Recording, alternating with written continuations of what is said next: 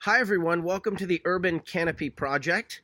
Just as world leaders in the environment and climate science and environmental technologies and industry are gathered in Poland at the 24th Conference of the Parties, there are some of us spread out all over the world who are watching and listening closely and trying to figure out what we can do to make a difference. Um, so I want to start just by thanking Heidi Corrado. Thank you, Heidi, and congratulations. Your design has been accepted as our official logo. It's a beautiful logo, and I think it really does um, grab the mood of what it is we're trying to accomplish. Um, so I've what I want to do is just for a second explain the premise of this project that we're doing, and then I've written a little something, and I'm just going to read it out loud, and we'll see how it goes. Um, One of the really interesting things, there was a study in the Netherlands that said that before investing in certain carbon capture technologies, this study showed that people should really, not just people, but people in governments and big businesses and big hedge fund managers and those kind of things, before they invest in certain technologies, they should really study the markets. That having a financial base, a sound financial base of investment strategy is the way to go. And these people are experts. I'm not one to challenge them, but I sit back and I wonder if maybe they're not missing another little piece of the puzzle, and that is the how can I say it? The There it is. I described it in a tweet as one untapped resource that can help reduce carbon emissions is the spontaneous generosity of people on the internet, otherwise known as crowdfunding or crowdsourcing. And I wrote in my tweet, for my part, I'm trying to demonstrate a way to access that. And so this is what I've written to that end. There are thousands of reasons that looking to the public directly is too cumbersome and fraught with liabilities that aren't worth the effort for any reasonable prediction of how many tons of CO2 will get stored relative to the public and large industries' efforts, meaning governments' efforts at carbon capture. The governments are ostensibly the people. Governments provide a very useful role of protecting the people from danger and from fraud. That's what they're supposed to do. And that's critical. And all citizens should take our civic duty seriously and elevate people to public positions who are disposed to make the best decisions possible regarding climate science and what to fund and what to incentivize through tax breaks and what to invest in and to regulate that industry.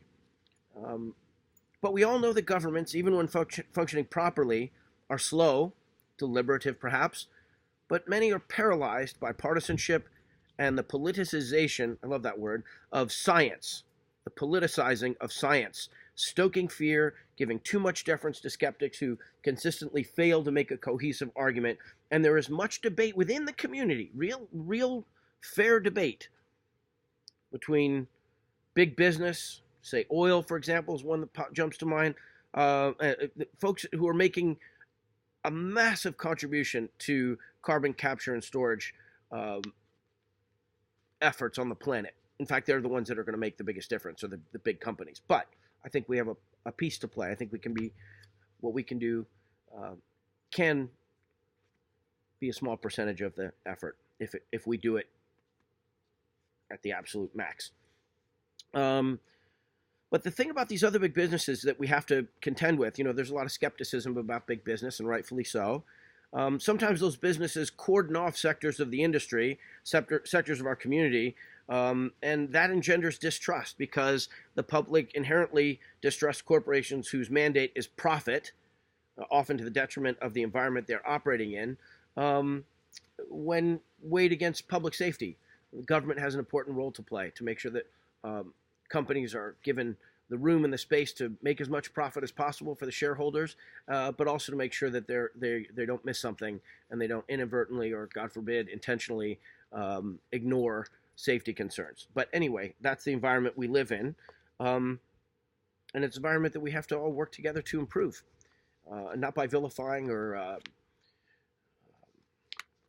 just categorically throwing the system out in our own minds.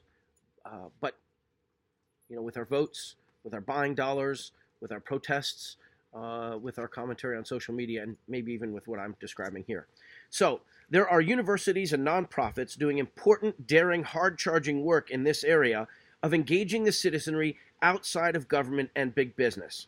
By the way, there are thousands of really cool projects. This project here is just the beginning of one, but there's extraordinary stuff being done. Just because we don't know about it doesn't mean that it's not happening. I say so far, it hasn't seemed to capture the imaginations of state and federal governments. There are many municipalities who are more closely linked with their constituents, taking all kinds of projects on, green projects and so forth. And I'm sure that there are state and federal ones too. But, when you talk to people, people are very excited to say, oh, my town actually has a green project on the library ceiling roof or whatever. Or they're very excited to talk about this and that. Not as many efforts, at least that engage individual citizenry on the state and federal level that I've seen so far. So please disabuse me of that and text me what I need to know. But so far, to my mind, there haven't been many folks. Maybe Leonardo DiCaprio's really sophisticated and effective advocacy and support of certain groups and certain people and certain technologies. He's just been incredible. I've been so inspired by him. And maybe Al Gore. Obviously his movies. He is the godfather of this movement, which when you talk about it in that terms, I think just instantly alienates a lot of people. But anyway, he was talking about this science and the importance of it a long time ago, and his movies and his books and his lectures have just been very inspirational to me as well. But somehow fully capturing the imagination of a huge swath for my country, of the American public, particularly low-income and working people. Maybe that's not even fair to say, but that's my sense of it. And others who live in dense urban areas, that people just aren't 1,000% on board with climate change is an emergency, a pressing emergency that we all have to, all hands on deck, deal with right now. I'm sure that our social media friends will bring my attention to many efforts that are well known, and I hope you do. But what I want to do the impossible.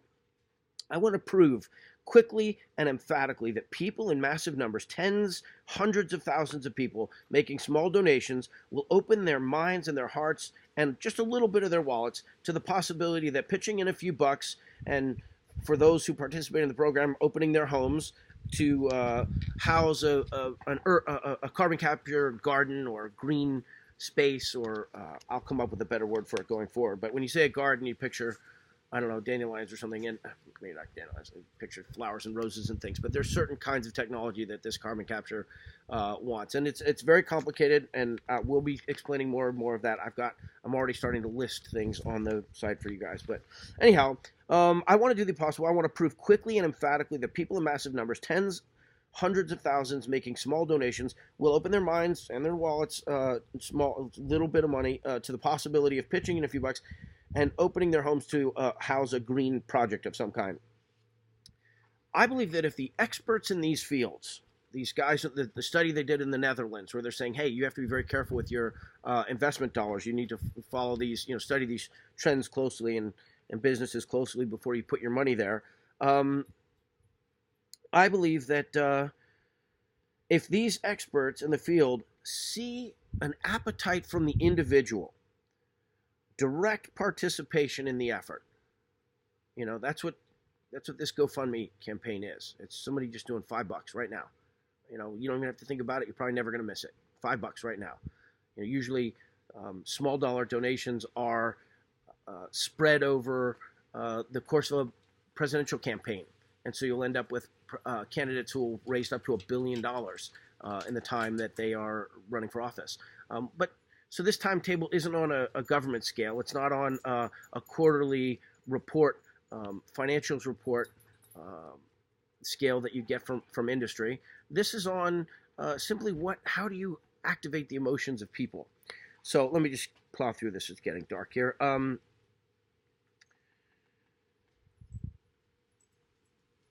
These experts, investment experts and environmental experts, and maybe even governments, might start to include the people, you and me, in their thinking and in their investing in ways that would never have been considered possible before.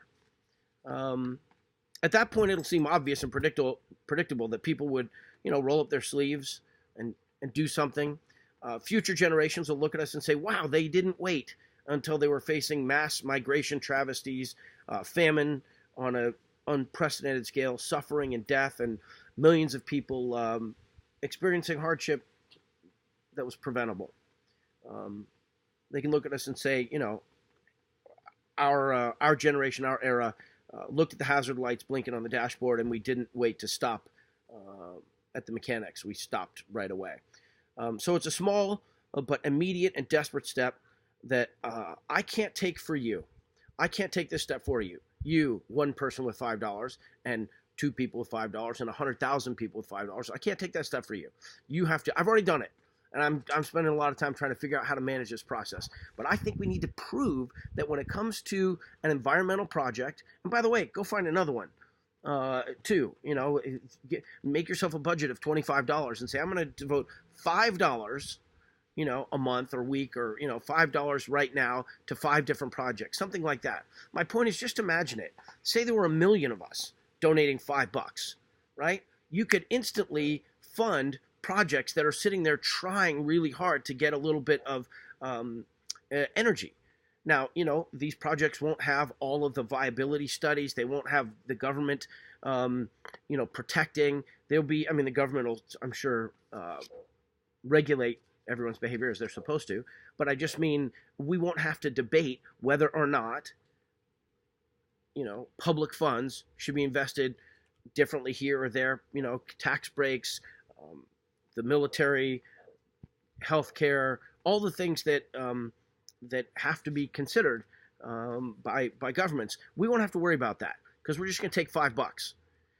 We have to figure. I think it's a huge opportunity for us to figure out how to take our $5 and make it contribute to the process. Voluntary tax, if you will. I know I've talked to 1 million people, maybe not 1 million, but I've talked to many, many, many people who I'll ask them the question, particularly wealthy people when I talk to them. I'll say, well, would you be comfortable paying more in taxes if you could decide where the taxes went? Or if you were guaranteed that the taxes were going to go exactly where they were said to go when you agreed to pay higher taxes? And I swear every single person says yes. The reason people get fussed up about taxes is because they don't trust how it's being invested. And maybe it's too much. But what I'm saying is, forget about that. Don't forget about it. But in addition to all of those concerns, let's just activate some projects. We are looking at 100 homes, 100 families. We're going to offer them a gift. Can we put a garden on your roof for free? Or a green feature, a green project on your roof, or your balcony, or in a walkway, a common walkway space or something. We have yet to figure all that out, by the way. I'm just going to take $500,000 and I'm going to go do it if we get there. But the plan is 100 homes, 100 families, going to offer them a gift. Can we put a garden on your roof for free, maintain it for you for a year for free? If we do that, the world's going to take notice.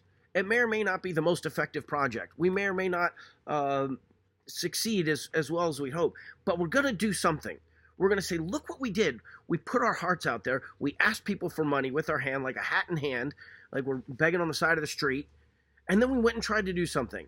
And wouldn't it be fantastic if there was some organized place where people who are trying to do the kind of thing I'm talking about all lined up to the public and said, we're trying to do this technology and we want to do this and we believe in this project. And so in addition to all the great things that private industry is doing, all the different things that nonprofits successfully have been doing for a long time, and the governments are around the world are starting to really dig in hard. Wouldn't it be cool if you could walk by your farmer's market and just throw $5 on that project and $5 on that project, but know that your 5 wasn't actually 5, it was actually 5 million, because there's, like that. So I think the world will take notice of what we do if you guys do that, because it's exciting, it's rare, and it doesn't inconvenience anyone. And it doesn't infringe on those conversations of how to spend public money. It's pleasant. It's optional. These green features are attractive to look at. People like to have them on their homes. It'll be nice to look at a picture of what we've done.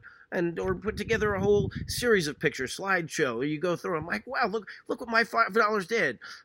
That person, whatever we do, whatever city or whatever kind of community we find. Oh, look at that, the Johnsons and the Thomases and so forth, and and look at their houses, and they'll write little comments about what it was like to be to offer their home up, and whether if they had problems, did something leak, did it break, whatever. But at least you'll be able to see in a transparent fashion what something like that looks like. So I encourage you, go somewhere else and find some place to invest your money, or give me $5 right now and let me see what I can do, and we'll make some waves. It's optional, yes. So I said it doesn't infringe on any conversation about how to spend public money. It's pleasant, it's optional, it's good. We are the Urban Canopy Project. We need $5 from all of you, and together we will make a difference. This is my conviction. This is why I'm investing my time this way. I hope you're all well. And thank you again, Heidi, for designing a fantastic logo that we'll enjoy for years to come.